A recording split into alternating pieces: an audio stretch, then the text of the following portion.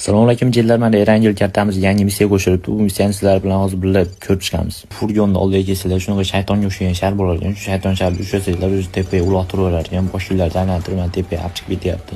Mana o'sha PUBG'da personajam hayron, jandon bet boshimni aylantirib dedi. Ko'rishingiz mumkin, shaytonga o'xshagan minora bor ekan. Bu yerda mana babalar kutib olar ekan. Sarchakkaro'da mana karis ko'z yespat qizni rasm ko'p qo'yibdi. Короче, shu yerda bir balo qilib 80 sekund sizlarni molda aylantiradigan, keyin shunaqa sevgidan kuygan ilon raqsiga o'ynatishga majbur qilarkan.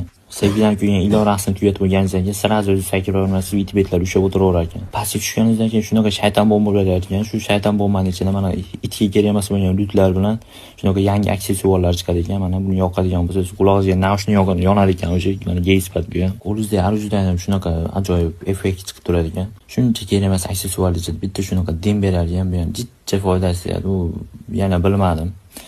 Короче, uni ichiga kirsanglar, mana jonlilarni ham to'ldirib berar ekan, aptegiyalarni ham, tepadagi energiyalarni ham to'ldirib berar ekan. Bu narsani O'zbekiston bo'yicha birinchi bo'lib o'zim o'zbek tiliga o'girib chiqardim.